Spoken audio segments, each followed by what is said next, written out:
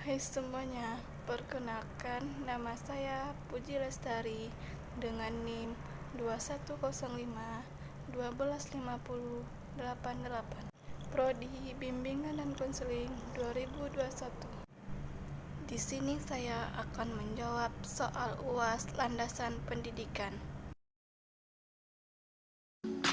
Soal yang pertama, jelaskan pengertian landasan pendidikan dan mengapa seorang guru bimbingan dan konseling harus mempelajari landasan pendidikan.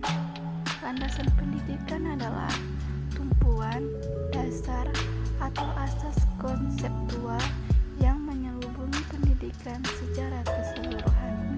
Nilai hanya menunjukkan kuantitatif dari hasil pencapaian belajar, tetapi dijadikan sebagai alat ukur keberhasilan karena kualitas pendidikanlah yang menjadi indikator utama.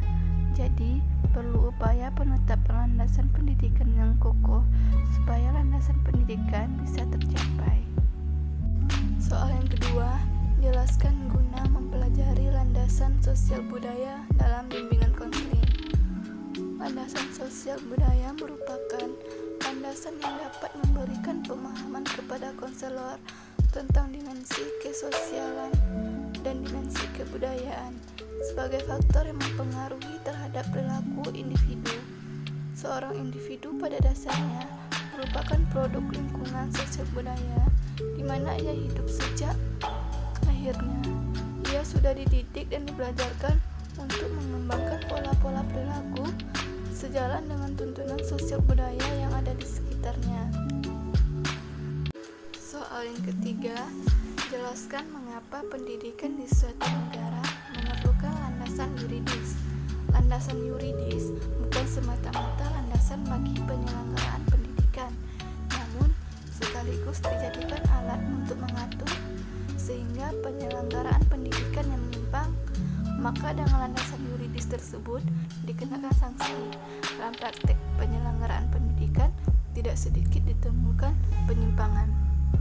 Soal yang keempat, jelaskan apa pentingnya landasan teknologi dalam penyelenggaraan pendidikan.